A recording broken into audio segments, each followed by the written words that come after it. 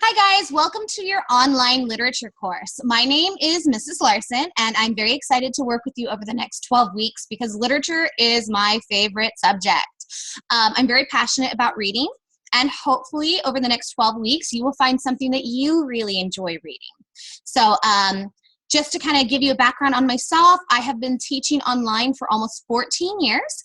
I have 3 young kids, which is why I teach online. So in all of these videos, you will probably hear some cartoons in the background and maybe see a toddler running by because again, that's why I am teaching from home. However, I also do teach live courses.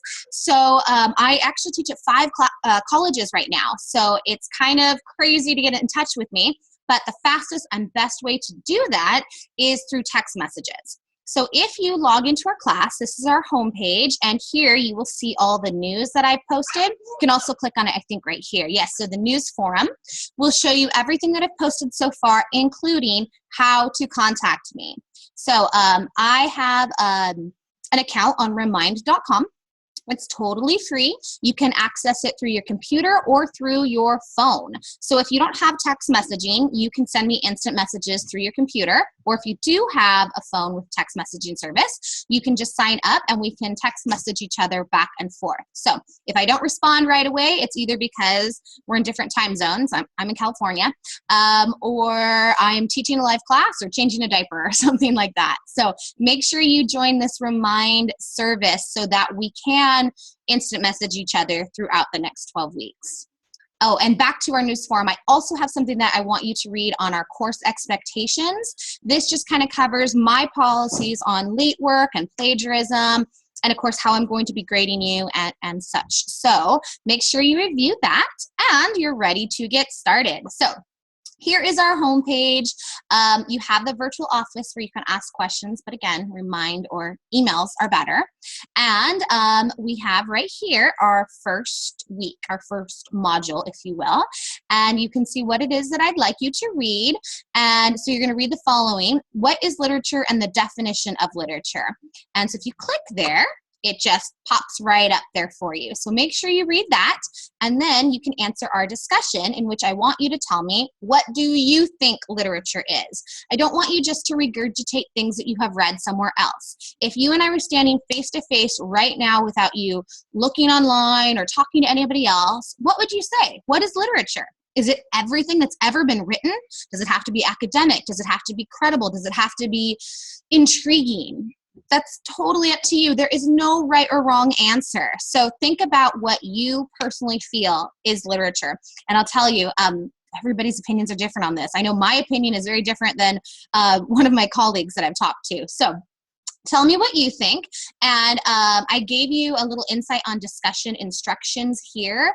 I will try to do that almost every week just to kind of remind you, this is what I'm looking for, this is what the assignment is about, this is the word count, etc., etc. So those are the instructions, but I also gave you a little lecture here on what I personally feel is literature. So I talked about, for me, literature is great writing. It's not necessarily memes and silly things like that. But I specifically pointed out that for me, literature would include literary devices. And I gave you some very common literary devices here that you can read through. But I also gave you a link right here to a website that gives you all different kinds of literary devices. Understanding these devices, like foreshadowing, like symbolism, understanding those things will help you analyze literature as we move forward in our class. So it is important to understand that. So again, I don't need you to make anything formal here. I just want to hear from you what you personally feel is literature. And then our writing assignment this week is a journal entry. So it's not a formal essay, it's an informal essay that tells me, in the first person, you're going to tell me about a literature piece that affected you as a child. So nothing that you read as a grown-up. Think about being a small kid, and I guess this comes from me being a mother. I am currently reading to my children their first chapter book. My daughter is 8, my son is 6, but we're reading, and I've got it actually right here. Let's see how many pages this is. We're reading something called The Fairy Rebel, and it is 125 pages, and we're on page 109, so we're almost done. And this was a book that really influenced me as a young reader. And I remember reading this in maybe second or third grade and thinking that, wow, I could actually read a book that didn't have pictures. And that kind of surprised me because it was so descriptive, but yet descriptive in a way that made it understandable for a second grader, that I could picture the little fairy and the woman that she befriended and the baby that she ended up having. So what I want you to do is tell me about a book that really influenced you as a reader. Maybe you don't remember back to second or third grade, but maybe you remember being in junior high or high school and your teacher asking you to read something. For example, I think we all have probably read The Diary of Anne Frank. Excuse me. That's a required reading in most junior high classes and or high school. And hopefully you all felt something when you read about that poor young girl who just wanted to be with the boy she had a crush on and just wanted to be able to run and play out in the sun, but she had to be trapped away hiding from the Nazis.